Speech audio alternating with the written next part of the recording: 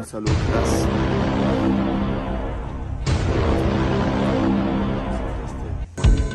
Mario a même un gauche pas pasteur Walesa. Et Mario a même un gauche pas pasteur Walesa. Azana pour ça. Pasteur Walesa pesa.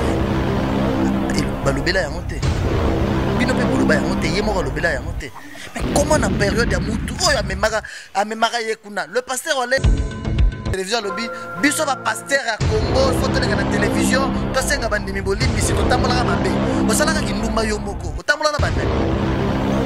Yo sokinga na yo to linga lelo ko kontra chambre to benga sous témoin to kotoza lebele to sala kindumba nzela moko. Siko na ndela. Bato bazo sala lelo bazo luka bezo bien batika ya molibela. Wana ça fait très mal. Ça fait très mal aujourd'hui. Et bela bato oyo ba maman na biso ba teka makala. Batambola makolo ke toke nzambe yo lelo zo ko bazo tina bando sala neza ya kisi. C'est quoi ça? Balala nzalo kotsa ba projet bo basambela boye basimba boye bat basala yango lelo zo ko boye zala lokuta di bes.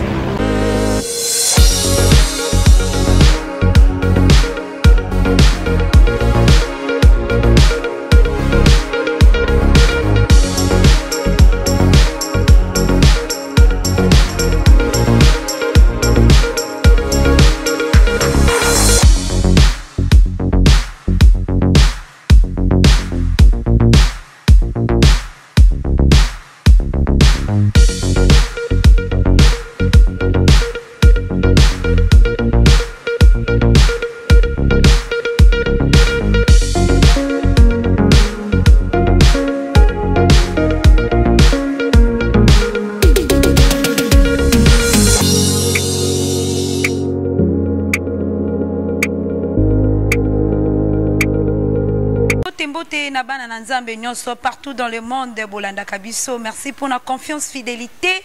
Au Bossala Kamwana Nabino, Rachel Gikanji, la perle rare de la presse, la baleine de la presse congolaise. Je dis merci à nos abonnés, merci à nos partenaires partout dans le monde. Bolanda Biso Malam, on a beaucoup de parce que Tolinga Kato quitte sur le terrain, puis tout le monde de la Likambo, Oyo ezali par-ci par-là, Koyo Kama, le Lengenini, Papa Nabiso Wales, Akina qui ko rendre visite na comédien, artiste comédien Guy Mario Azali gravement malade et nous allons passer notre belle bien émission na mwana mboka na bengaka vraiment mwana ya Walesa le Gédéon du ciel Walesa mbote Gédéon mbote Rachel lelo yeli biso la bateli mbote la bateli so bazola na biso ah non phare d'essai elo amakasi ah bon. C'est le matin, on a bima du coup, oui, dans un chouette. Oui, tout ça, c'est un cas éclaircissement. Mon amboka Gédéon, éclaircissement, l'amboka la bisoto, nama solo la biso, ils allaient plus bien. C'est pour cela que tu as vers yo, parce que tu es bien les sources. Bonne santé d'abord. Non, ça va. Dieu fait grâce.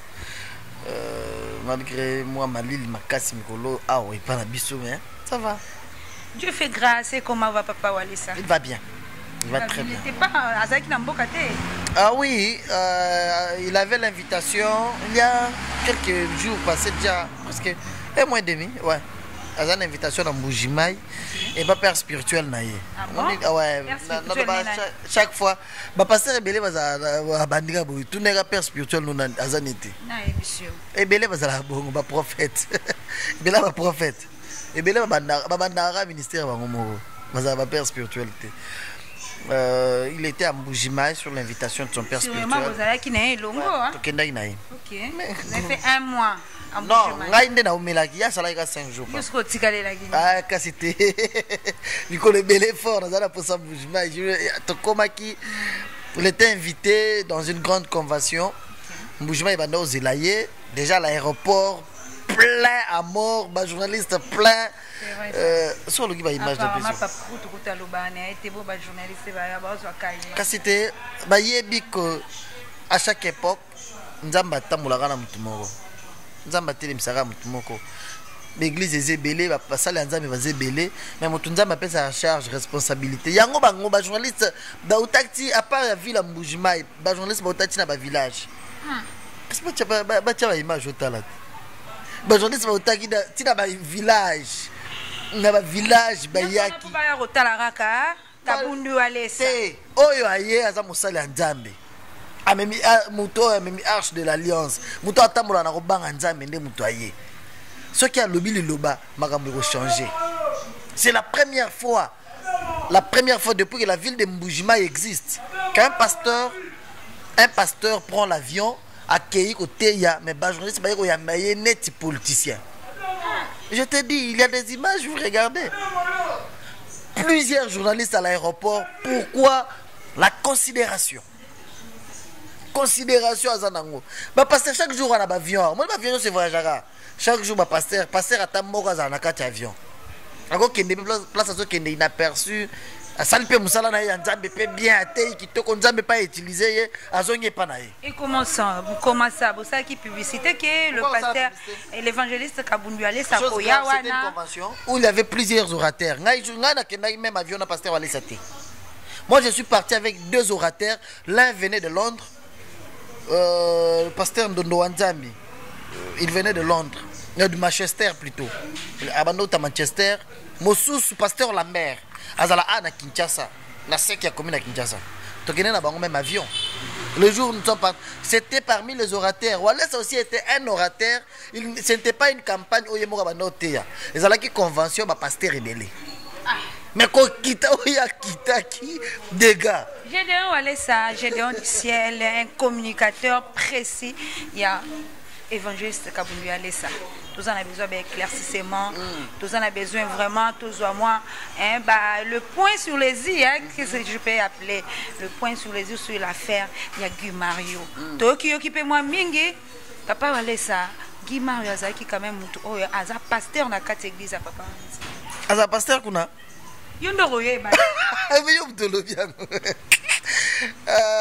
Mon très cher frère Guy Mario, je suis de cœur avec lui. C'est quelqu'un récemment Avabé, la Zana Matadi, il m'appelait tout le temps. C'est quelqu'un qui moi j'ai de l'estime, j'ai de la considération, c'est notre frère en Christ. C'est un frère à l'église comme tout autre frère. Il n'est ni diacre. Ministère à Zalaranango, il a dit à l'homme de Dieu, parce que ça, Ayambaka yena estime étant que Moussali Nzambe. Ouais, mais il ne travaille pas dans le centre de réveil spirituel. Là, c'est un point très nécessaire à signaler. Il y a eu des problèmes. J'ai suivi même Mouyombe Gauche, son ex-patron. Il paraît que ensemble était. Dire devant la presse que Guimard yaza mosala nzambe pa wale sakuna za pasteur munde na ateyaka kuna mais pour wale ya ngwana to banda ko lukate Mouyombe Gauche alobi bino siko bana walesa tous en a besoin que toyeba si réellement Guimard n'était pas là-bas parce que Mouyombe Gauche alobi bongo biso no stoyoki. Pourquoi seulement na moment azobela makasi boye nde bozo boye ko tuna makambo yo ya koyeba soki aza serviteur de Dieu kuna ou pas.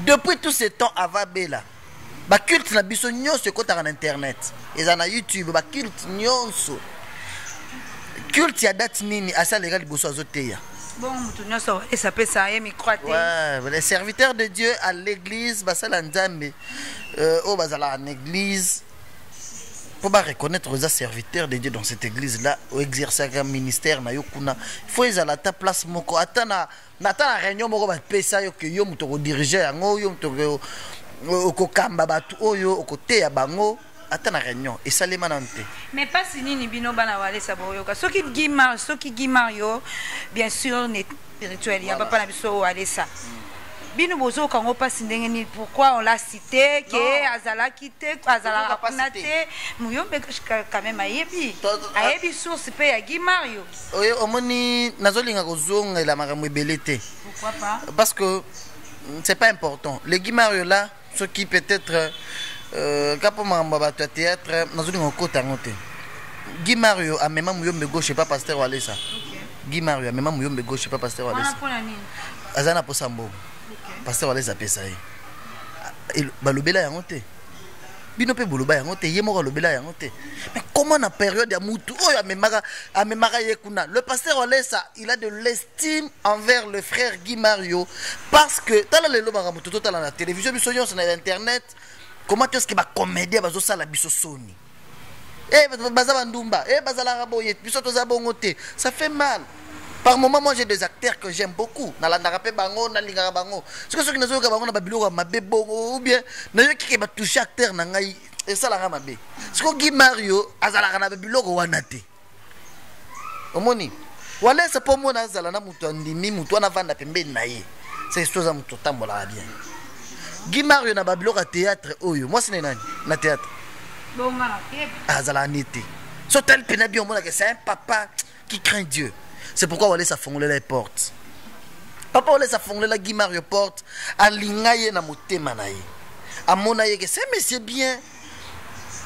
À part son métier qu'il exerce, mais na mon aïe tambola bien. Mais ça dit quand même publicité paye à papa Wale sa dernière théâtre non avant Abela à Sali pasteur Wale sa. Ba nous bengue pasteur Wale sa. L'épisode moro na théâtre Miyombe gauche. Yo kana yebisa yo. Toute ta vie écrit ça. C'est Dieu qui élève. On est pasteur Wale ça. Mouta tomboli est Jésus-Christ. Nzambe mouta tomboli. Toi tu penses que ceux qui pour Nzambe te toi aux ala ça l'émission tous tanga kombo na ye. C'est que Nzambe. Le plus important ils Nzambe au azakati na ye. Je reviens à la question. Et là comment te ça la biso passi. Mais toujours lingande te bino ba journaliste surtout il y a en ligne, il y a presse en ligne. Nenga bozoué la kamakambo. Mais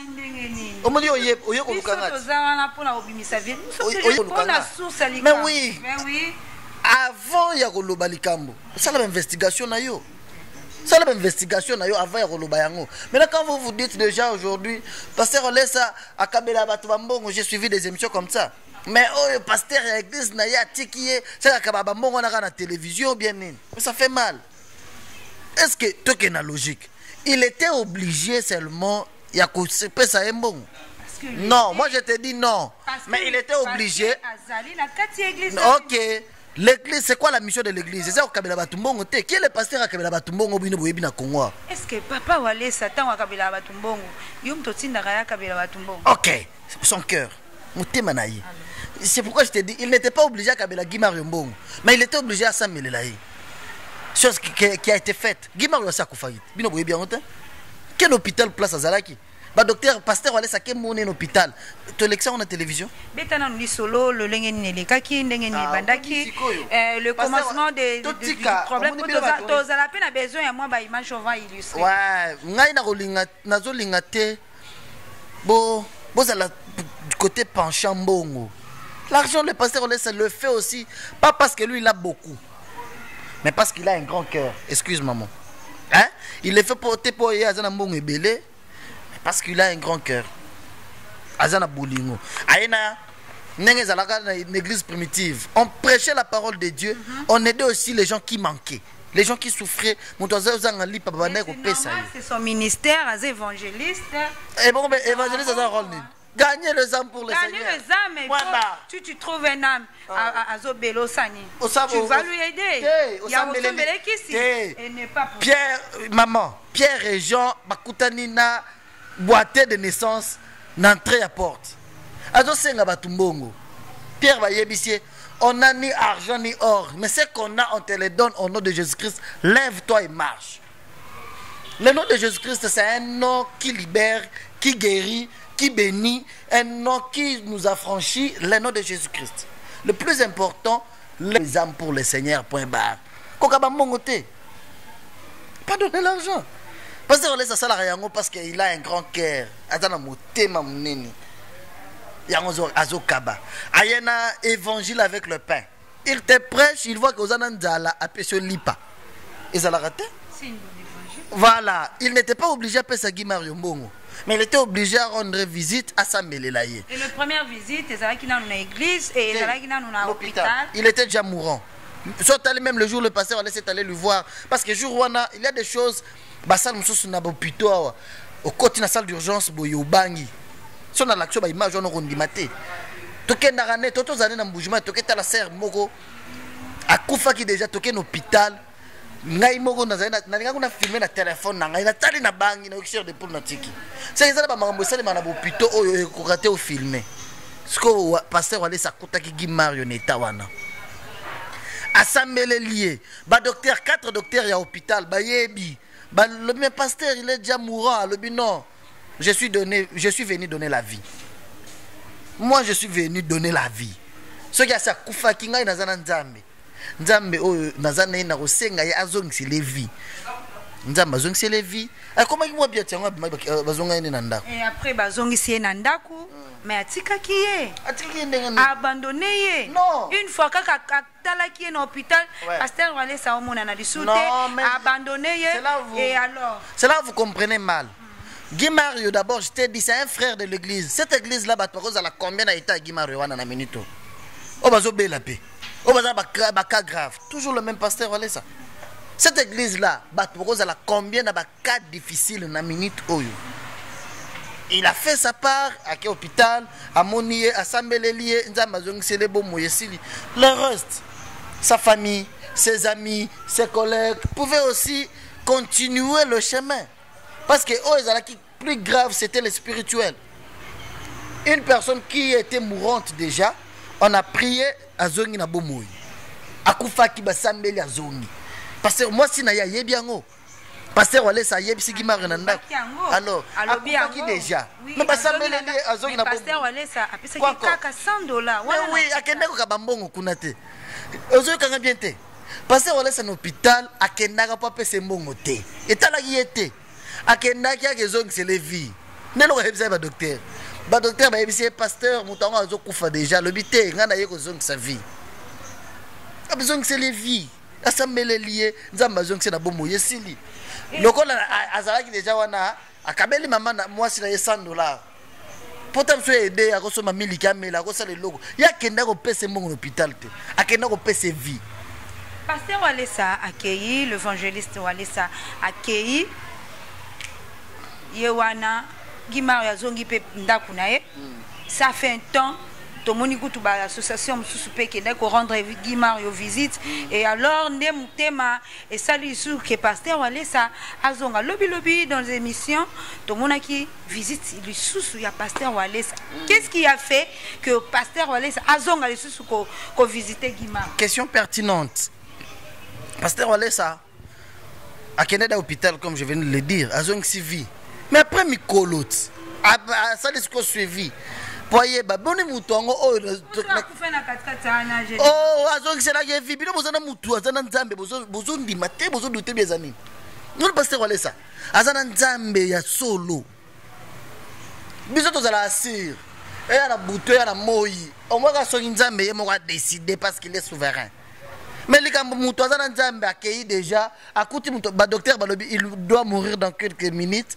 Il y a l'obité, il y a un peu de vie. Assemblée les silaki. Il y a un peu de vie. Pourquoi c'est pas que la vie? Quand on est en Nzoto, Nzoto yo. Mais c'est bon, ils ont épave. Épave ya pamba. Nzoto te. Nzoto et Rozonga. Omoni. Mais la vie. Motema na ye. Oye, ezalaki déjà kata ko kata. Mutoya lobi na zong c'est les vies. Il n'était pas parti pour donner l'argent. Comment est-ce que vous avez focalisé dans le matériel, mais oh, les a malonga besoin négliger. Guy Mario était mourant. Oui. À Koufaki. Et là, on est pour ça qui pasteur Walesa a Kende l'issue pour la deuxième fois. Voilà, suivi à Kemutongo. Oh, la zone c'est la qui. Attends, la télévision était pour ton information. Attends, WhatsApp, je t'informe, j'arrive. Pasteur Walesa a WhatsApp. Vous êtes là pour les Pasteur Walesa a Facebook. Il n'a aucune page Facebook. Attends, la télévision T. Regarde-moi, je te parle. Pasteur Walesa bien. Tout n'a pas de bisayo. Tout n'a pas de pasteur Walesa n'a so koti. Dans sa résidence. La maison, il a équipé la maison comme tout responsable. Maintenant, si Mazala a permanence, il y a une place à l'alaka. Bisous de la télévision en 2019. Période, il y a période de la Champions League. Non, bah match. Tout ça, il y a une distraction. Il y a quand même moi se distraire. Parce que on laisse tout le monde à ta voiture. Beaucoup de fois quand je suis avec lui, je suis à volant. Tu bangaka. C'est un homme spirituel. À tout moment, et kangaraye. Même au volant, Jésus, Seigneur, papa, toi, toi, embouteillage. Il est comme ça. Attends la télévision, des futilités intéressent à yéter. Ce sont des futilités, ça ne l'intéresse pas. Des futilités, on a dans la télévision. Intéressent à yéter. On a YouTube et l'hôtel, les gars. Bisso au moins, tu y es. Total. Non. D'ailleurs, j'étais surpris. Comment il est parti? Mais je t'ai dit, comment il était parti à l'hôpital? Pour aller à Zobela. Assemblée liée à Zonxelevi.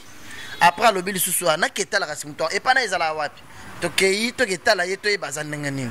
Pas pour les émissions. Asali suivi à Moutou. Oh, yo Zonxelagi vie. Na Zonxelagi vie, na keta le siko na e bazanengani. Akei. Nathalie. Landa moi sinaye. Landa moi sinaye. Landa moi na ye ninga bazoloba. Ils ont vu un homme de marque, un homme de grand cœur, Bana Guimard Azobela. Un papa qui s'est soucié, pas parce que j'insiste, pas parce que Guimard est un serviteur de Dieu l'église à Walesa, mais un frère bien, Azalade approche naïe, parce que Ayaka, parce que Walesa fondé les portes. Guimard, quand il vient à la maison, Bayamaraye, non, je suis venu voir papa, à tes ans rendez-vous. Mais ceux qui ont le bien de sécurité, je suis venu voir papa Walesa, Bakoti Saraye. Pourquoi pas mon papa Walesa solo la ranaye bien, à fondé les motema. C'est ça ce qui est plus important. Papa Walesa a sepé la naye, à fondé les motema. À mon agaza, moutumora tamboula bien, à ça tu as vu à désordre té. Le rôle est quoi à l'ingaraye? Il y a qui nota la et. Ah, mais bien, on s'est sali des missions. Mais il y a un état, on a besoin de mission. Tout l'andana nous moi mouké au ezali vidéo to le preuve hein biso to bi télévision ezalaka radio té avec nous ensemble to landa makambo oyo papa Walesa kenda kosala na kati ya ndako Guimard.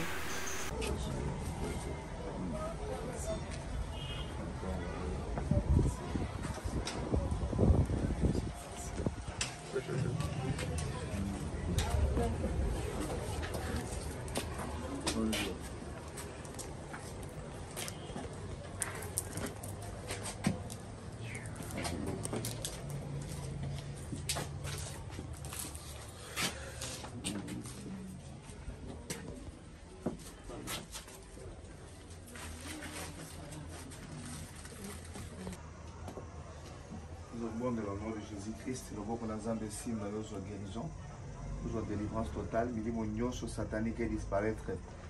Nous avons grâce au nom de Jésus-Christ.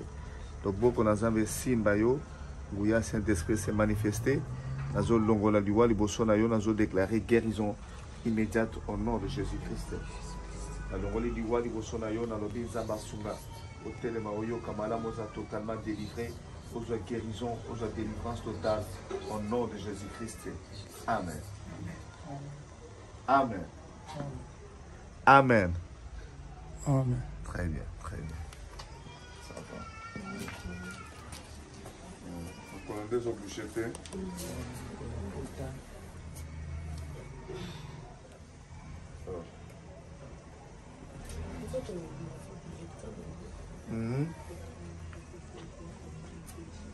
Au nom de Jésus-Christ, nous avons grâce au nom de Jésus-Christ. Nous avons grâce au nom de Jésus-Christ. Nous avons grâce au nom de Jésus-Christ. Nous avons guérison au nom de Jésus-Christ. Nous avons grâce, nous avons normal au nom de Jésus-Christ. Amen.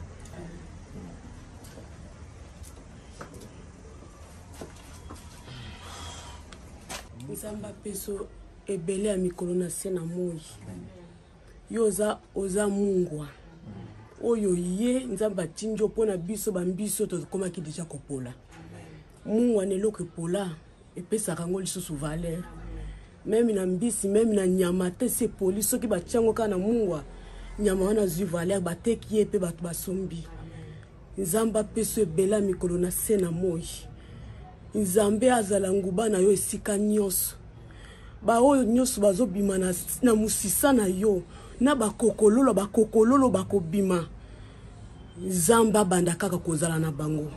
Histoire na yo ekende ti ata na ba génération nyonso oyo bazo bima na sima na yo. Nazala lelo bakolo bate. Na moni bato baleki modèle na modèle. Mais ya kosilisa likambo boyanda kuboye. Ba pasteur bazebele. Na mona ba pasteur balobaka kaka nzamba pambolo. Non na moite ba pasteur oyo bazozo ba souci ya minene. Nazolo bate pona ko flatter nzamba za témoin. Mais souci à kozwa. Ke nazwa souci ya muninga, nazwa souci ya mondimi, nazwa souci ya bana nanga ya ningomba. Papa, nzamba peso ebela mikolo. Ebela mikolo za nango. Onguluma ta ya konguluma. Olala te ya kolala so komi mobange ongulumi osilisi ozaka ka ya kolala mozaka ka na bomoyi. Amen. Amen. Merci. C'était une makasi na maloba na yo. C'était une makasi. Nzambe arapamba na yo. C'était une makasi. Papa. Les choses que je voulais dire, c'est moi, Jésus, il bénit Papa Walesa parce que les choses qu'il a fait pour mon papa, ça n'existe pas. Pasteur Walesa, vraiment, Dieu les bénit. Il lui donne beaucoup d'argent encore. L'argent là qu'il fait sortir, c'est pas pour lui, c'est toi qui lui as donné cet argent-là. Il faut que toi aussi tu les bénis, tu continues toujours à les bénir. Pasteur Walesa, les choses qu'il a fait, ça n'a jamais existé. Il a donné papa beaucoup d'argent. C'est pour cela que je dis, il continue toujours à bénir Papa Walesa. Il les fait arriver jusqu'à la fin, vraiment. Il grandit, il vient encore, il fait monter encore l'âge. Comme il est seulement comme ça, comme il bénit déjà, il est en train de bénir déjà. Il grandit, il touche même les bâtons ou même il dort même en bas. Comme maman il vient de dire. Il prend encore toujours des argent. Seigneur, continue toujours à les bénir. Jésus, moi j'ai la foi que Jésus, il va faire lever pasteur, mon père, il va lui donner la force. C'est que pasteur Walesa, comme il a touché dans la tête, ça veut dire la guérison, c'est tout près. La guérison, c'est ça ici que je vois. La guérison, ce n'est pas loin. Bientôt, moi je crois, les serviteurs de Dieu, papa, il va s'élever, il va prendre de la force bientôt. Marie Walesa. Nakomi kozonga. Nazongia. Vraiment. Osepeli nde na yo kotala yo? Makasi. Makasi. Makasi. Ngana yaki na hôpital kuna ozaki akokufa. Ozaki na hôpital kuna ozalaki akokufa. Na bondeli po na yo au nom de Jésus-Christ. Et si vous kendeki déjà na séjour de mort, Jésus-Christ a dimission kuna okufaki. Ba docteur nyoso basangana ki ezalaki au moins 6 bakotisinga na ndako bayebisinga ke asali hémorragie mosisi katani na mutu akobika te akokufa soki tolongoli ka biloko totie wana dans 3 jours azokufa ndenga na yebisi bango ke nga pe na ye mpona sambela po abika nayebi deja ke selon bino bomoni deja azokufa nde nayaki kosambela mpona yo ozalaki na koma nde na bondeli mpona yo nde obiki nde mama mpe ayebisinga ke ntango yokobika badocteur bakamwe tout le monde bazokama na kati hôpital ndenge yo po yo kolobaki omonaki pasteur Walesa bengi yo isiko ozalaki nde oyo kolamuka napesi nzambe merci loko osana bomoi yango nde naye kotala ye soki nazwi suta lobi nakoya lisusu oyoki Amen. nzambe apambola oyoki Amen. très bien ozala esengo nde naye kotala yo Esengo ya boye. Donc ezala te. To papa atai na moma o mwana akei mosusu wana boyanga te wana komikomisi makama ya kokufa ekolani ya kufa atendikaka ngai soki nayoki kakomi bien nde nakitala ye akipe te kaka ndenge aza maladi aye epesameli moto nyonso te epesamela moto nyonso te Merci. Merci. Ah, merci, merci.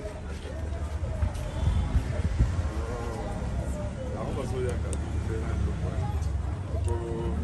ça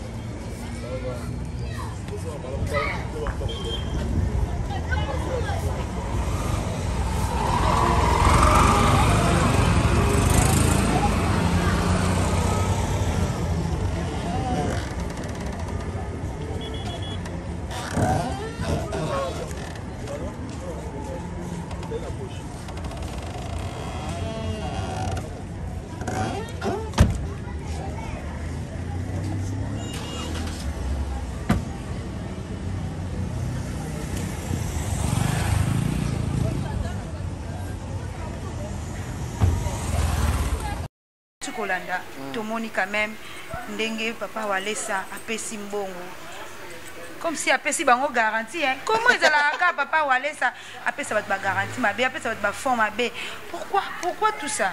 Mais tu as déjà la réponse non Bolingo. Un homme bien qui ne vise pas sur l'argent. Le monde va te lever à salle d'église pour nous en provision aussi. Ah oui.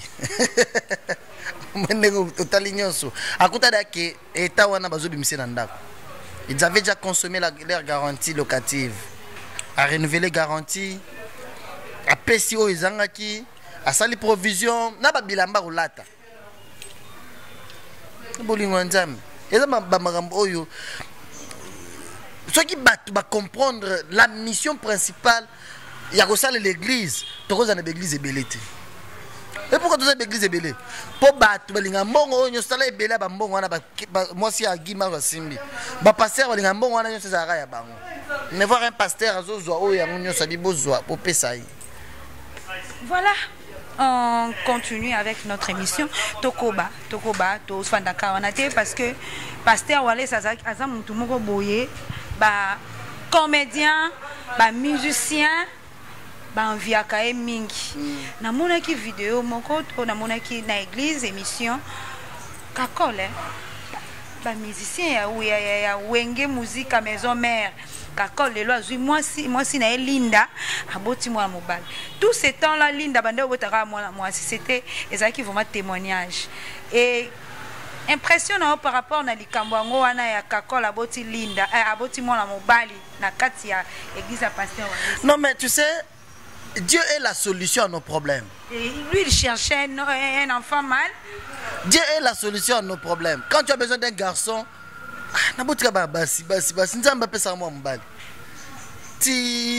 quel hôpital échographie l'accès sur moi aussi.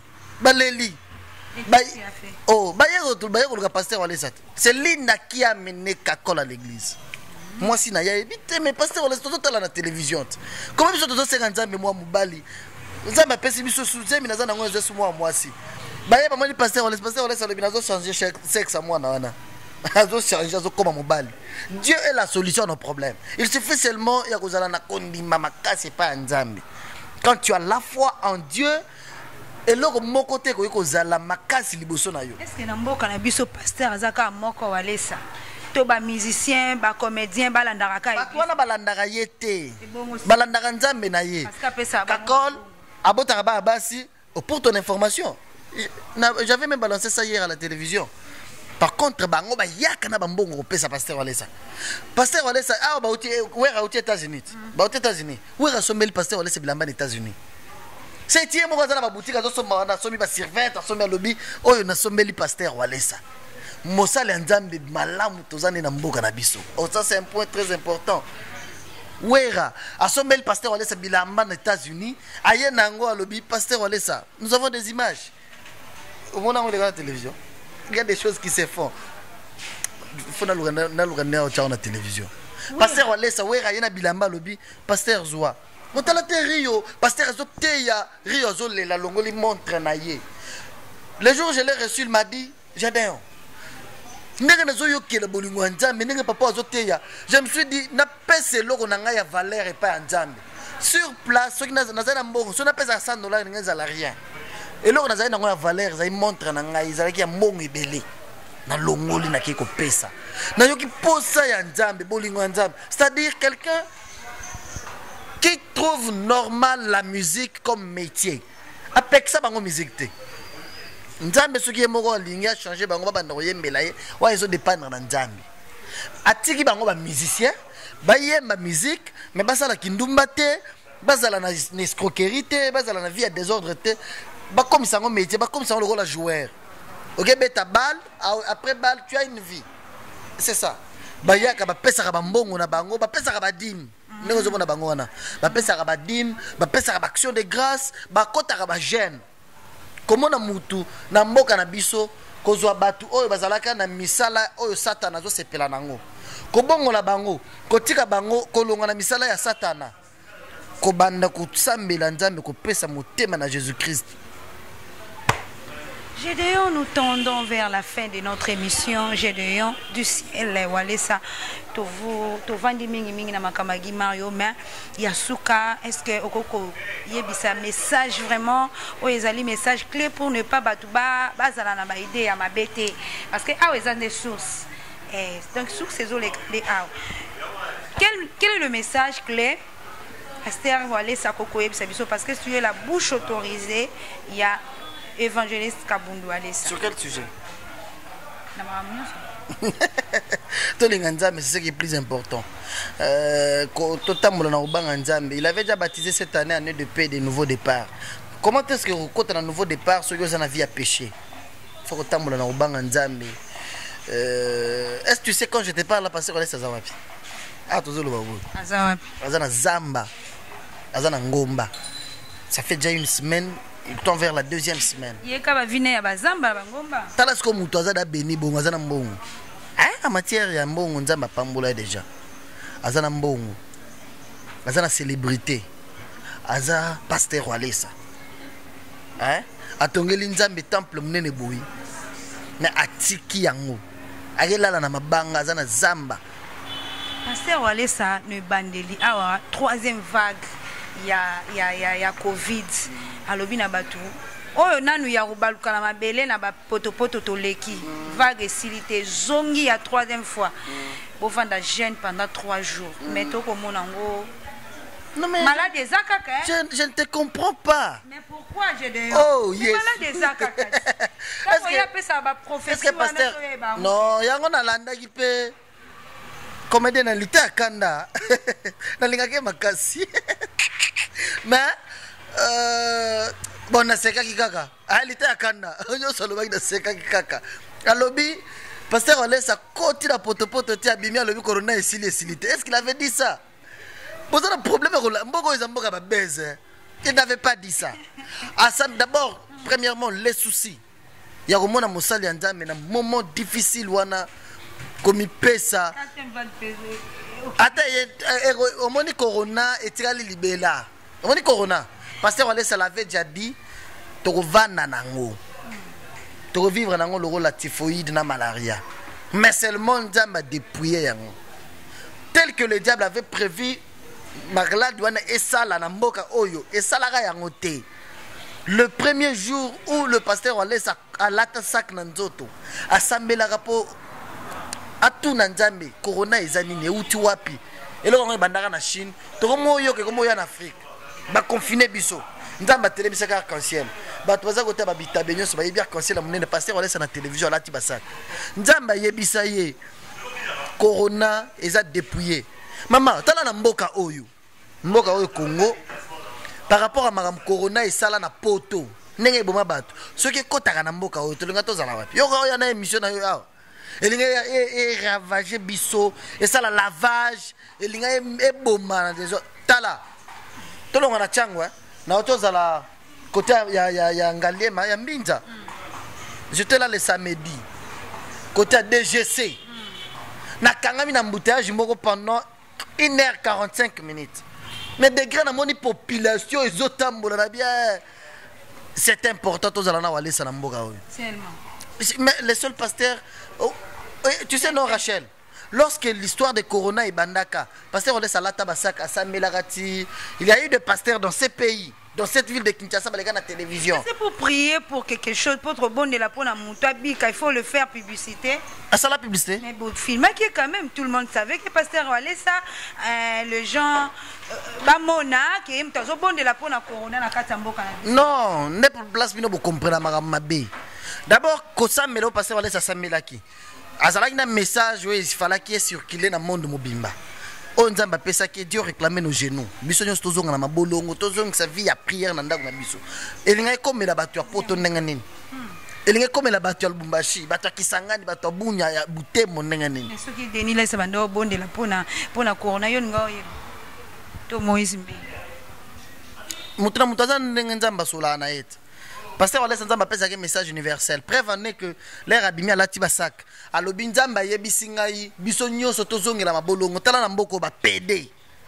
Via ba PD comme makasi ba lesbiennes ba komi belé ba tozo bomana makasi, c'est ce qui a fait que la colère de Dieu kanda Nzambe ne tozo nyokwa ma oyo et tozo nyokwa mela yango kanda Nzambe kiti. La colère de Dieu il a fallu maintenant une personne disposée qui pouvait accepter de s'humilier. Maman, je reviens, le papa là, Dieu l'a déjà béni financièrement. Mais la poto à côté de ma salité, a s'humilier le besoin de Nzambe par rapport à la vision que Nzambe a dit ça qui est. Moi, je ne doute pas des grâces des gens. Je vais faire douter biso bango.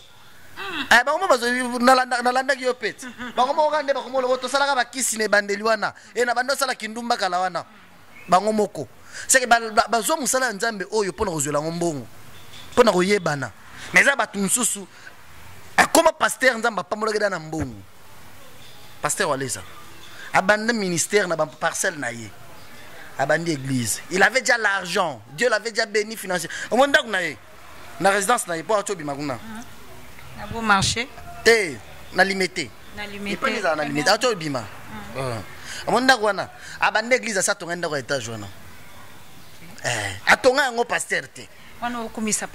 Non, je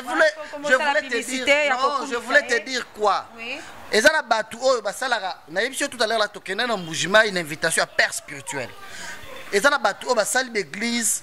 Ceux qui bien na kosola na biso, je te dis une chose. Ceux qui batu nyoso ba monela Nzambe. Bazo rampe mission principale ya salle l'église n'est pasteur Walesa so salle la yango lelo. Mais les toza l'église est belleté. Vous savez pourquoi? Parce que l'église pour nous mbongo, pour la célébrité. Il y a un pasteur au Yambaka, préféra célébrité, bah la poto, bah tiki, bah zemi, bah celle, bah dégâts, bah comme au kima, bah kota à la prison. Moi bah pasteur. Wana yozolo belanani. Bah pasteur. Il faut citer les noms. Je suis pas censé citer les noms. Il y a Makambo Soni. La Bible dit, vous êtes de dire aujourd'hui, c'est important. Aujourd'hui, c'est important. Bah, tu vas avoir problème, tu vas avoir posan zamba sunga bango. Ça va aider les gens à quoi?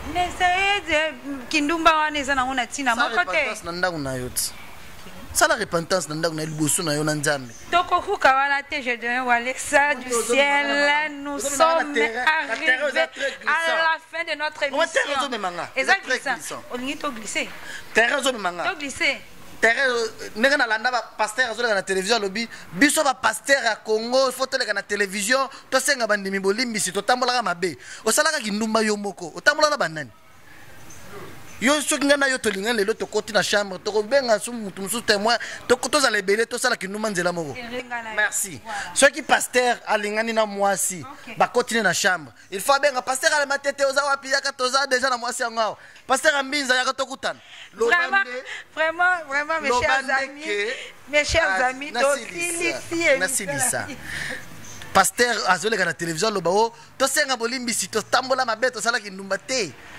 Au sala kindumba, au sala kisi, au escroca batu. Qu'est-ce que repentance au sala déjà? Et ça témoignage, le témoignage sert aux autres, va se repentir paix par rapport à ce qui se passe. C'est très glissant. Dans la capacité, ma casse dans le terrain. C'est ça le problème.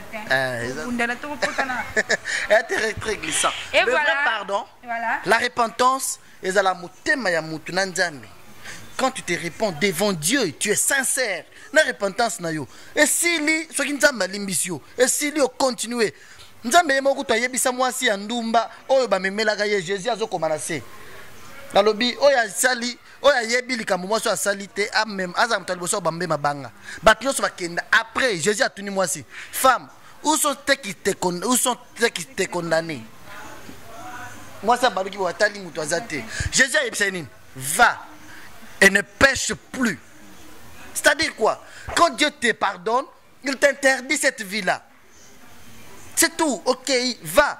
Qu'on péche les sous-soutés. Le gros a vie à pécher, au côté de notre grosse yanzambi. Et si lit, va. Qu'on s'en est là. Si qu'on l'en est là. Bateau, bazo sala le lo, bazo luka bez ou bien batika yango libela. Batika yango libala, totika wana na point d'interrogation. On va y revenir. Toko zongela yango. C'est que yo makambango. On a yebi. J'ai to kotate. Na yebi. To kotate. Na yebi. To kota na terrain glissant wana yo poto. Na yebi. Yo zo sakana ko tira libela. C'est très et ça fait mal. Ba pasteur bazo kimisa bazo diminuer kondima ya bana nzambe lelo. Na babiloko wana, ça fait très mal. Ça fait très mal aujourd'hui. Et bien là, batu oyo ba maman la biso ba teka makala. Ba tambola makolo ke toke luka nzambe yo lelo zo ya koloba tina bando sala neza ya kisi. C'est quoi ça? Batu ba nyo kwamba ba lala nzala ko tsa batu ba jeune. O ba samela boye ba simba boye batu ba sala yango lelo zo ya koloba ezala lokuta. Di. Laisse. Nous sommes arrivés à la fin de notre émission. J'ai dit Walesa le remerciement. Numéro de téléphone nayo. Plus 243 85 42 53 682. Plus 243 85 42 53 682. Namboka oyo. De la salutation c'est rien. Pasteur Azamogote. Ceux qui basala nzambe bazo sala musala nzambe na motema moko. Ko sala pas pour la célébrité, pas pour na rozwa mbongo. To komona grâce ya nzambe. Nenge pasteur Walesa na yebiso azana zamba. Azola awa siko azana zamba azola na mabanga bangungi bazo soye caméra ekei to laxi bino yango tu vois c'est pour te dire que azala ka makambu te po bato batala ça va faire d'ici là 2 semaines azana zamba azola na mabanga bangungi faut que la place condition papa wana azola lelo mutu azana mbongo ebele déjà mutu azada célèbre ko vanda na ndako ne abando benga bino kaka boya ko sala boya na sala be mission na koloba on va pas sala be mission makasi bakoyi babungisa nzambe kala. Il ne va pas vouloir trop apparaître. Pasteur Denis ça sert à émission caméra. Ta prière OK. Une semaine 7 émissions ou bien 14 émissions, 2 émissions par jour. C'est quoi prière ngomba ko gêner. Et ça c'est ça les maras. On a mboka oyo. Na téléphone na yo wana otambola na video ya pasteur Mutakalati na mboka hoyo na téléphone na yo wana oyo bakangi pasteur boyo tokende na mboka hoyo pasteur aza na prison na mboka hoyo bakanga pasteur mso aza na braza ke prison ake kosa makambo kuna na bakangi tout ça pourquoi kolinga kokota na makambo nzoto mais kokosela Jésus-Christ makambo ça fait mal les révoltes arabiso makasi maman tant que ça ba sacrifice. Merci beaucoup. Babi Télévision et Zangonga.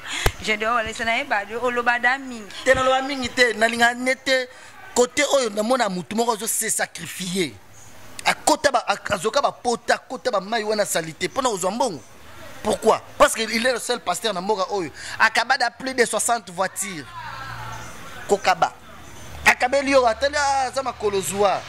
Afutela kana somelo lupango moni bato belé ba yekuna yango moni nzambe na ba comédien il n'a pas fait les pasteur ba comédien ada pasteur ba musicien il est là pour bato ba yaka ba pesa ka bango il n'a pas fait les lelo dans nos églises to kenda okabela ba pasteur bato bakenda ko pesa mais ye mama ya ndunda zoteka ndunda na nzela abimi libanda zuye aye capital ya combien à $10 20 000 francs. Na 8 heures, 11h, maman Nazomi, on a plus de 4 000 $. Voilà, nous sommes arrivés à la fin de notre émission.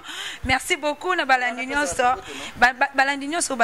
partout dans le monde. Je dis merci à House Africa, depuis Bundes. Merci beaucoup à Mukuna, Papa Denis Mukuna. Merci beaucoup à Serge Koussanika depuis Bundes. Net Claude Derry, là, aux États-Unis. C'est une fille bien, je l'aime beaucoup. Elle aime la prière. Maman Belinda Mambote, maman na Davina na France, maman Hermine na Nice, maman Esther Bitota na Canada. Je pense également maman Perpétue na Londres. Depuis Angleterre, je pense à Mbujimaï. Je passe un moment qui toque, on a lié bio. Mbujimaï, na santé, na yebiso bio kasité. Son nakala original, son nunda original. Na pesi mote na Papolin Kaniki, mon ami Didier Kaniki, les Ballons d'Or, l'hôtel Kebaz et Fils. Là où hôtel Yambaki Bisso bien ma case, na pesi mote na mon ami Titi Raphaël, le patron Jean-Paul Mboma, il est bon. Je pense également à papa François Kabamba, à Lubumbashi, directeur de Orange dans Lubumbashi. Ah. Ah, moi j'ai un problème. Et voilà. Mon ami Daniel Yassomoui. Ok. Ah, na tokomi wapi kuna grâce na bango. Mon ami Daniel, hein. Na tokomi wapi pas voilà. Sans problème. Merci na Balandinho Soya Rachidi News TV. Vous étiez tellement nombreux. Yakulanda Bisso pour votre confiance, fidélité de Bisso tout ça comme ça là pour na éclaircissement. Je dis merci à mon caméraman, mon réalisateur. Je dis merci à mon grand frère privé Serge Koussanika depuis Bundes. Je dis merci à la grande dame, maman ministre, maman Anne Badibanga depuis House Africa, Eric Louchikou depuis Bundes, Bana Canada, États-Unis. Vous êtes tellement nombreux. Bana Londres, Bana France, Paris. Partout vos alliés, je vous suis Bana Ituri. Alors oui, Ituri ne tombera jamais. Staff Nangana Ituri, merci beaucoup. Congo Central, depuis Mwanda, Tina Kassangoulou, je vous aime autant. Veuillez vous abonner sur Rachidi News TV, partagez l'émission, commentez, ça nous ferait énormément de bien. Pour aujourd'hui, on s'arrête. C'était moi, votre humble servante, Rachel Gikonji, la perle rare de la presse, la baleine de la presse congolaise. Bye.